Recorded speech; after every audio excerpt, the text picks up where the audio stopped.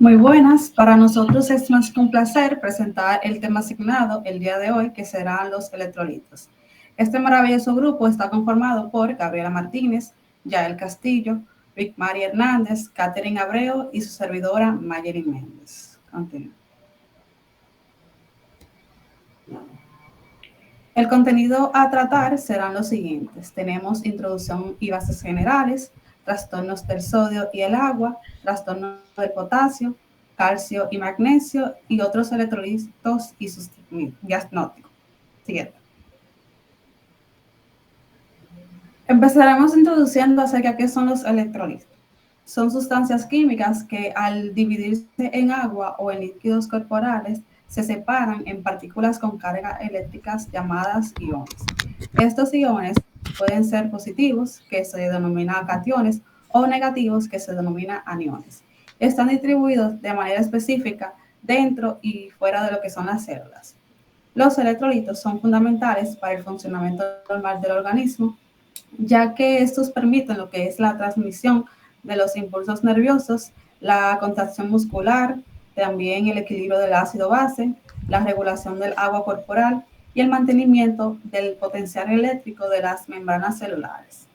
También hay que tener presente que el equilibrio adecuado de los electrolitos es esencial para la vida y que pequeñas alteraciones en sus concentraciones pueden provocar graves trastornos graves como las alteraciones cardíacas, neuromusculares o del estado de conciencia.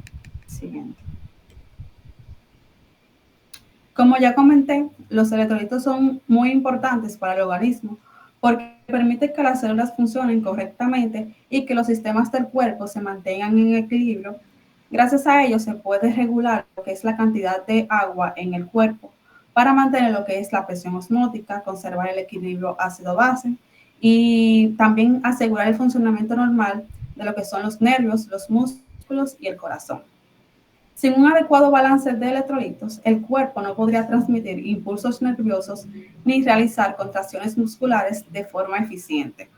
Además, los electrolitos son esenciales para el latido cardíaco, ya que controlan lo que es la actividad eléctrica del corazón, y para el metabolismo celular, porque ellos lo que hacen es que participan en lo que son reacciones químicas necesarias para producir energía.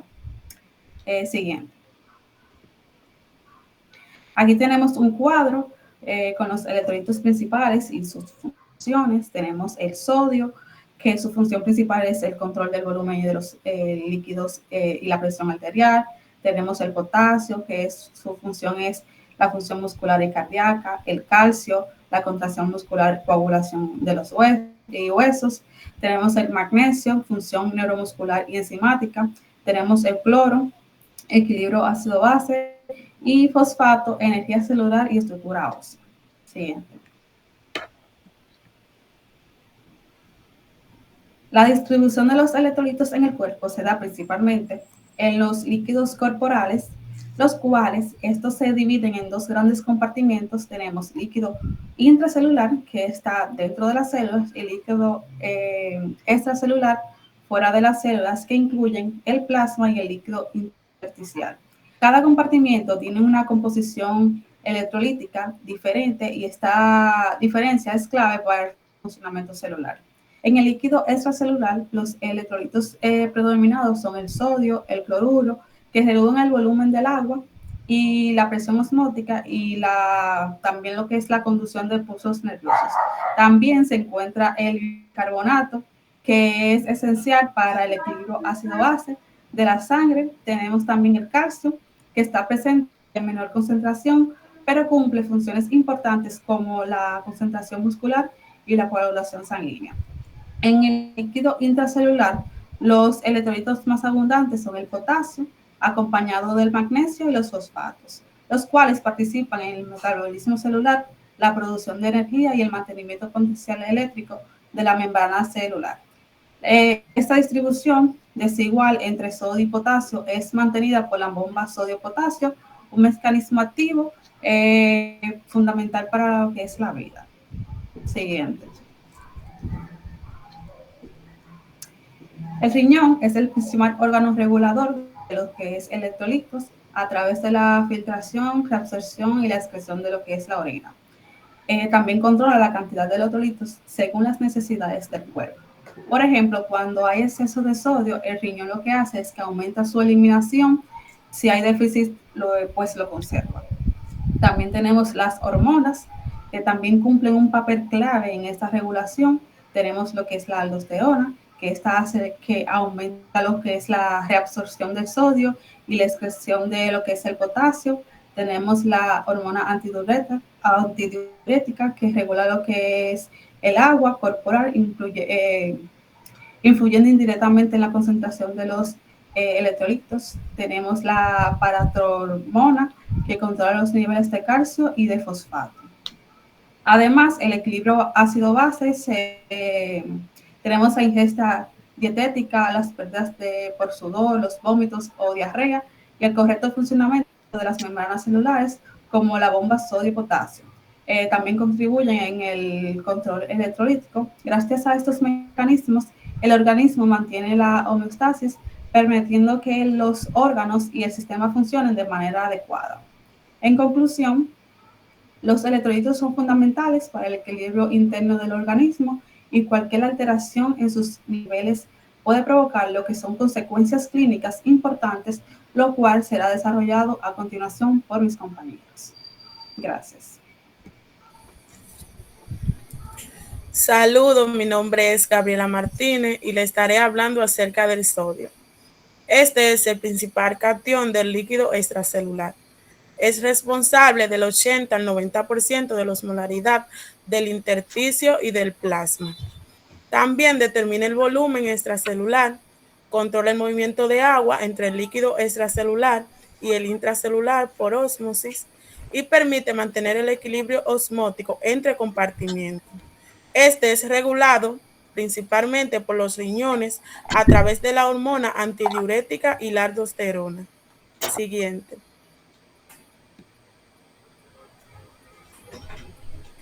Relación sodio-agua. La membrana celular es muy permeable al agua, pero impermeable al sodio. Esto hace que el sodio sea el principal determinante de la osmolaridad del líquido extracelular. Cuando aumenta la concentración de sodio en el líquido extracelular, el agua sale de la célula por ósmosis, lo que produce contracción celular. Por el contrario, cuando disminuye la concentración celular de sodio, el agua entra a la célula, lo que va a producir edema celular. La concentración de sodio es un indicador clínico del estado hídrico, porque refleja los cambios en el contenido del agua corporal. Siguiente.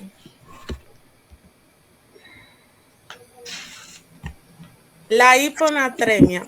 Esta es la disminución de la concentración plasmática de sodio por debajo de su valor normal, que es 149 miliequivalentes por litro, y puede deberse principalmente a la pérdida de agua, como ocurre en la diabetes insípida, como ocurre en la diarrea, vómitos, uso de diuréticos, cierta nefropatía y en la enfermedad de Addison, en la cual hay una disminución de la aldosterona, como ya habían hablado antes, que es una hormona que aumenta la reabsorción de sodio en los riñones y a su vez elimina potasio.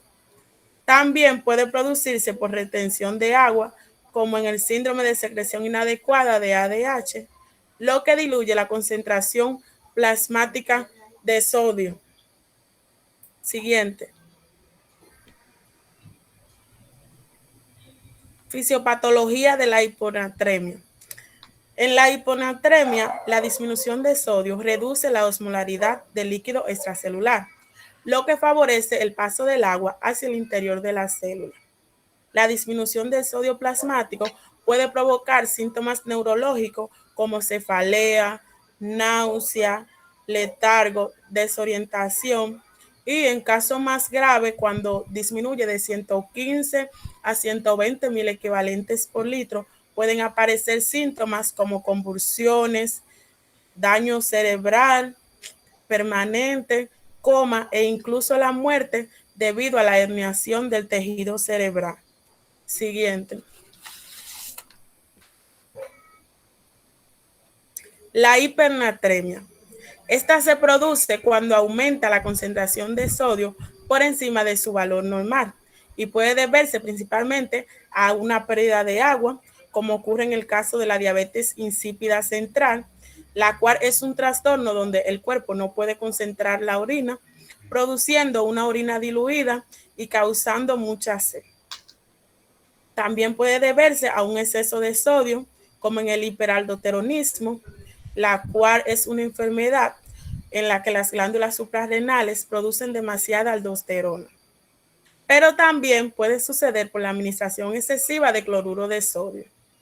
La hipernatremia se asocia con el aumento de la osmolaridad del líquido extracelular y con alteraciones neurológicas cuando los valores de sodio plasmático son muy elevados. Los síntomas graves aparecen cuando supera los 158 o 160 miliequivalentes por litro, especialmente en pacientes con alteraciones del mecanismo de la sed, como lactantes y ancianos. Siguiente. Ahora tenemos unos ejemplos clínicos. Uno de ellos es la deshidratación, donde se pierde más agua que lo que se ingiere, lo que va a reducir el volumen extracelular y aumenta el sodio plasmático. Esto eleva la osmolaridad y hace que el agua salga de la célula, provocando estrechamiento de los vasos. Puede ocurrir por ejercicio intenso, calor, diarrea o falta de acceso al agua. Siguiente.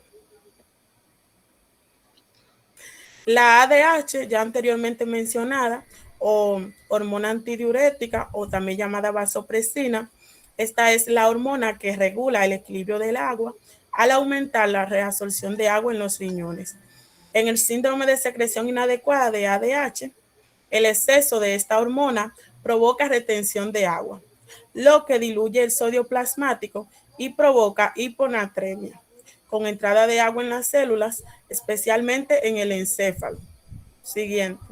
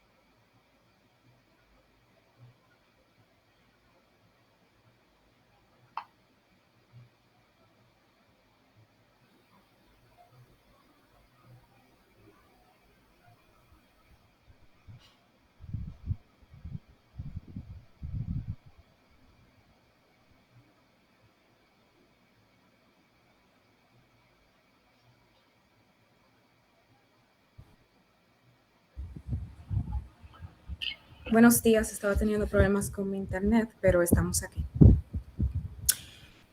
Cordialmente saludo, muy buenos días. Mi nombre es Jaidera C. Castillo de los Santos y el día de hoy quiero hablarles sobre un ion que es bastante importante, basándonos principalmente en lo que serían los trastornos relacionados con él. Pero primero, me gustaría hablar sobre qué es. Entonces surge la cuestionante de qué es el potasio. Bueno, el potasio es el principal catión que está intracelular en unos valores aproximados de 140 a 150 mil equivalentes por litro.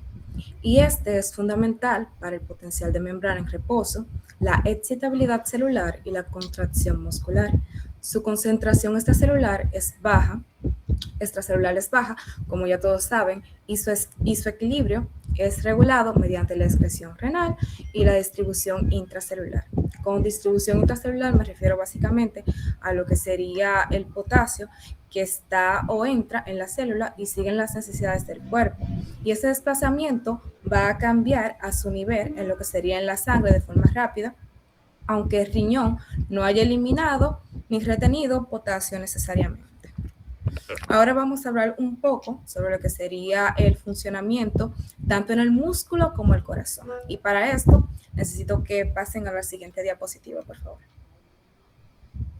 Muy bien, entonces en el músculo podríamos decir que cuando un estímulo nervioso llega, la membrana se va a despolarizar, ¿verdad? Y se inicia el potencial de acción.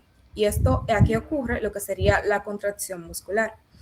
Posteriormente, el potasio va a participar en la repolarización, permitiendo que la fibra vuelva a su estado de reposo y pueda responder a un nuevo estímulo.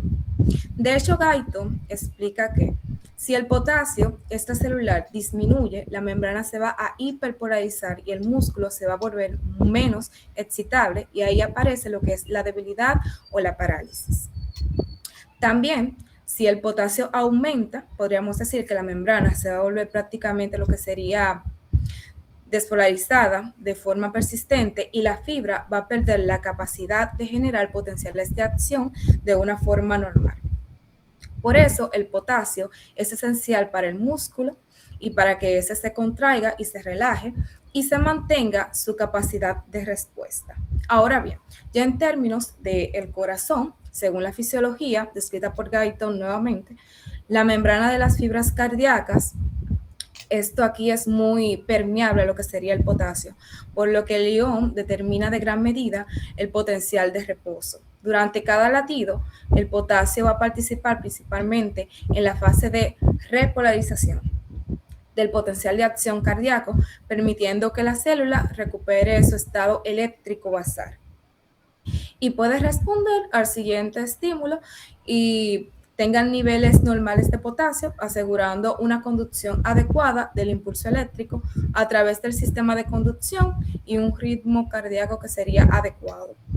Ya cuando la contracción o la concentración de reposo, del potasio se altera, la excitabilidad del corazón cambia de forma significativa. Cuando tenemos el aumento del potasio en niveles extracelulares, se reduce la diferencia de concentración entre el interior y el exterior de la célula, pudiendo así producir bloqueos y arritmias que son graves. Por el contrario, cuando hay una disminución del potasio, se altera la repolarización normal y favorece a la aparición de trastornos de ritmo. Ahora vamos a hablar sobre lo que sería términos que hemos escuchado mucho, como lo es la hipocalemia y la hipercalemia. Siguiente diapositiva, por favor. Principalmente la hipocalemia, ¿verdad? Esto es asociado a unos valores de niveles de potasio en estado extracelular menores a 3.5 milequivalentes por decilitro. Y sus consecuencias principales incluyen las pérdidas gastrointestinales, el uso de diuréticos, los estados de exceso de aldosterona, la ingesta insuficiente de este catión, porque claramente lo podemos obtener en alimentos, y también el desplazamiento del potasio en el interior de la célula produce lo que obviamente bajaría los niveles en sangre, como ocurre en la alcalosis o tras la administración de insulina, porque como muchos habrán escuchado, la insulina lo que hará es una estimulación en la bomba de sodio ATPasa, sodio, potasio, ATPasa, como mencionó la compañera, y con esta introducción de potasio a niveles intracelulares, bueno, pues se baja, obviamente. Y desde el punto de vista ya fisiopatológico, la disminución del potasio extracelular incrementa el gradiente de salida del potasio, lo que provoca la hiperpolarización de la membrana celular. Como consecuencia, las fibras musculares y cardíacas requieren estímulos mayores para la despolarización y disminuye la excitabilidad del mismo. Clínicamente, ¿cómo se va a manifestar? Bueno, la hipocalemia se manifiesta con una debilidad muscular que es progresiva y también calambres, fatiga, y en casos que son muy severos vamos a tener una parálisis y demás. También el efecto más grave sería la aparición de arritmias cardíacas que pueden ser potencialmente mortales. Ya hablando de lo que sería la hipercalemia, está asociado con niveles de potasio en la parte extracelular mayores a 5 milequivalentes por litro. Ya la hipercalemia se va a observar con mayor frecuencia en una insuficiencia renal. La acidosis metabólica, el uso de fármacos que reducen la excreción renal de potasio y en situaciones de destrucción celular masiva también. El aumento del potasio extracelular podría producir lo que sería un gradiente de salida desde la célula que provoca una despolarización sostenida de la membrana. Y entonces esta despolarización inactiva los canales de sodio dependientes de voltaje, disminuyendo así la velocidad de conducción y la excitabilidad del músculo cardíaco. Como resultado, el corazón se vuelve eléctricamente inestable, pero ¿cuál es el principal riesgo? Bueno, el principal riesgo de la hipercalemia sería la aparición de alteraciones graves del ritmo cardíaco y también va a incluir lo que serían bloqueos de conducción, fibrilación ventricular y paro cardíaco, lo que haría que se convierta en una emergencia médica. Es cuanto.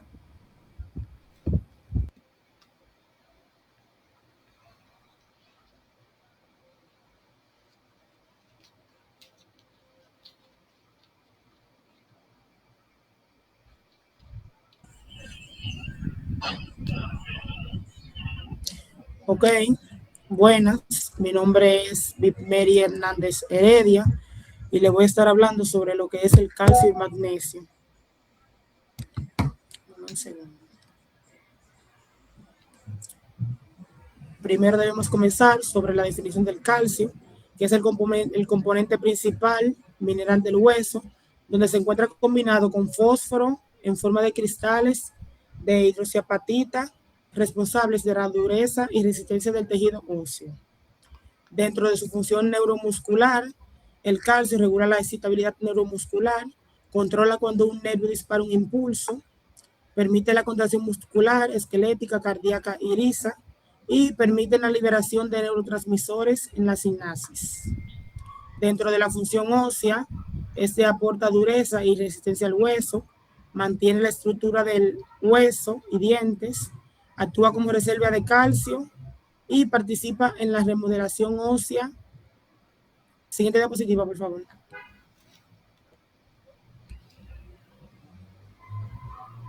Okay. Hipocalcemia versus hipercalcemia. Como su nombre lo dice, hipocalcemia es la disminución de la concentración de calcio ionizado en el líquido extracelular, lo que provoca un aumento de excitabilidad neuromuscular. El calcio normalmente estabiliza la membrana nerviosa. Hipercalcemia es el aumento de la concentración del calcio ionizado en el líquido extracelular, lo que produce una disminución de la excitabilidad neuromuscular. En su mecanismo fisiológico, el exceso de calcio estabiliza demasiado la membrana, disminuye la permeabilidad al sodio y dificulta la generación de potenciales de acción. Va a ser la siguiente diapositiva.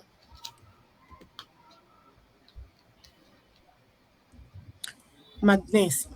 El magnesio es un catión intracelular importante que participa en la regulación de las actividades neuromusculares, cardíacas y en numerosas reacciones enzimáticas.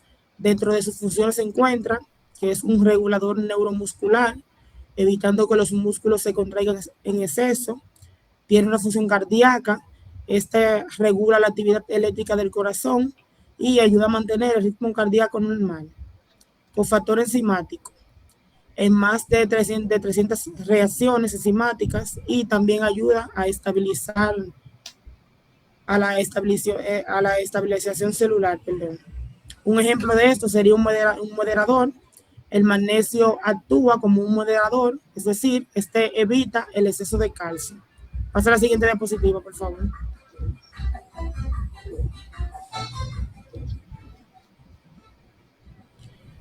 Hipomagnesemia e hipermagnesemia. La hipomagnesemia es la disminución de la concentración del magnesio en el líquido extracelular, lo que provoca un aumento de excitabilidad neuromuscular. A diferencia de la hipomagnesemia, que este es el aumento de la concentración de magnesio en el líquido extracelular, lo que produce depresión del sistema nervioso y neurotransmisor. Aquí abajo vemos a continuación un cuadro donde se estará mostrando las diferentes características de una de otra. En la hipomagnesemia, el nivel de magnesio se encuentra bajo, a diferencia de la hipermagnesemia, que en esta se encuentra alto. La estabilidad neuromuscular de la hipomagnesemia se encuentra aumentada, a diferencia de la hiper, que está disminuida. El efecto principal de la hipomagnesemia es la tetanía y en la hipermagnesemia es la depresión neuromuscular. El riesgo cardíaco de la hipomagnesemia es arritmia y a diferencia de la hipermagnesemia, que es la bradicardia.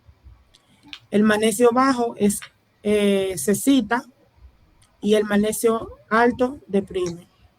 Siguiente diapositiva, por favor. Relación de calcio y magnesio.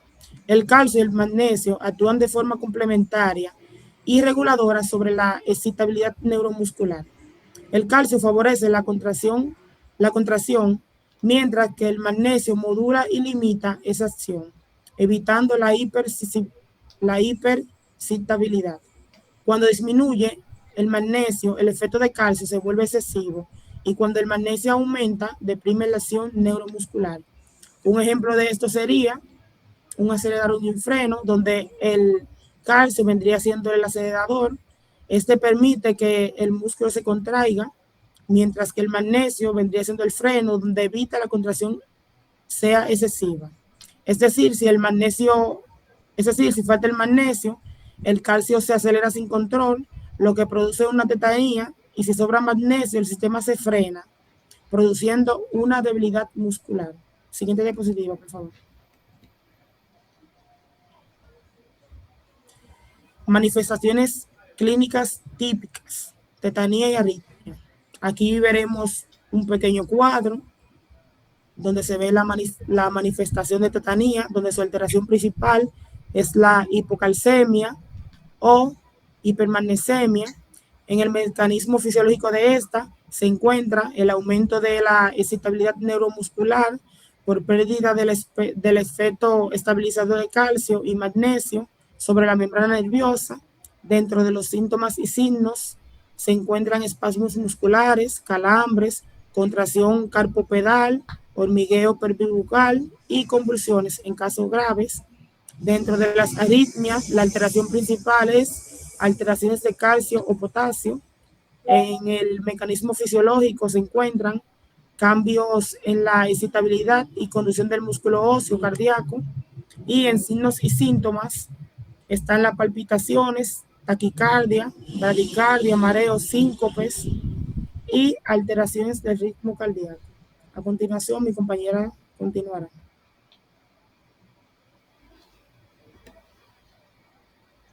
Siguiente. Saludo, mi nombre es Katherine y yo ya para finalizar nuestra exposición les voy a estar hablando sobre otros electrolitos importantes como lo que es el cloro y el fosfato, el enfoque diagnóstico de las alteraciones electrolíticas y su importancia clínica. Siguiente diapositiva. El cloro es el principal anión del líquido extracelular y su concentración está estrechamente relacionada con el sodio. A nivel renal, el cloro se filtra libremente en el glomérulo y se reabsorbe principalmente en el túbulo proximal y en el asa de Henle, acompañando del sodio. Desde la fisiopatología renal, el cloro es fundamental porque participa activamente en el mantenimiento del equilibrio ácido-base, ya que influye en la reabsorción del bicarbonato en los túbulos renales. Aquí vamos a tener dos alteraciones que son la hipocloremia y la hipercloremia. Cuando ocurre una hipocloremia, generalmente por pérdida de vasos intestinales, como lo que son los vómitos o por el uso de diuréticos, el riñón responde reteniendo bicarbonato. Esa reacción favorece el desarrollo de una alcalosis metabólica, lo que demuestra la estrecha relación entre el cloro y el equilibrio ácido-base. Por el otro lado, la hipercloremia suele presentarse cuando hay una alteración en la excreción renal del cloro tras la administración excesiva de soluciones ricas en cloro. Esta condición se asocia frecuentemente a una acidosis metabólica hiperclorémica debido a la disminución relativa del bicarbonato. Siguiente. Otro electrolito importante es el fosfato, cuya regulación depende en gran medida del riñón. El fosfato se filtra en el glomérulo y su reabsorción ocurre principalmente en el túbulo proximal. Es esencial para múltiples funciones del organismo, como lo que es la producción de energía en forma de ATP, el metabolismo celular, la función muscular y la mineralización ósea. Además, desde el punto de vista renal, el fosfato actúa como un sistema buffer, contribuyendo al mantenimiento del equilibrio ácido-base. Aquí también vamos a tener dos alteraciones que son la hipofosfatemia y la hiperfosfatemia. En la hipo, este ocurre cuando disminuye la reabsorción tubular o cuando hay un aporte inadecuado, como sucede en la desnutrición, el alcoholismo o en el síndrome de realimentación. Clínicamente puede manifestarse con debilidad muscular, alteraciones neuromusculares e incluso compromiso con la respiración en casos severos. En contraste, tenemos lo que es la hiperfosfatemia, como mencioné. Es característica de la insuficiencia renal, donde el riñón pierde la capacidad de excretar fosfato adecuadamente. Esto puede provocar hipocalcemia y trastornos óseos. Siguiente, por favor. Enfoque diagnóstico. Desde el punto de vista diagnóstico, las alteraciones electrolíticas se identifican principalmente mediante estudios de laboratorio. Esto incluye la medición de electrolitos séricos, así como la evaluación de la función renal a través de la creatinina y la diuresis. Además, es fundamental analizar el equilibrio ácido-base y siempre correlacionar los resultados con las clínicas del paciente, ya que los valores aislados no deben de interpretarse sin contexto. Siguiente. Los principios generales del tratamiento, en cuanto a esto, el enfoque se basa en corregir los desequilibrios electrolíticos de manera progresiva y segura, evitando correcciones bruscas que pueden causar complicaciones. Siempre se debe tratar de buscar causas subyacentes y considerar la función renal del paciente como un factor clave en el manejo. Siguiente. La importancia clínica de los trastornos electrolíticos radica en que son muy frecuentes en la práctica médica y que pueden provocar complicaciones graves, como arritmia, convulsiones y alteraciones neurológicas. En muchos casos, esas alteraciones representan una manifestación temprana de la disfunción renal, por lo que su reconocimiento oportuno es esencial. Ya siguiente, ya para concluir, el riñón es el principal regulador del equilibrio electrolítico y ácido base del organismo. Las alteraciones de esos mecanismos reflejan fallas en la fisiopatología renal y tienen un impacto directo en el estado clínico del paciente. Por eso, comprender esos procesos es fundamental para la adecuada práctica médica. Hasta aquí nuestra exposición.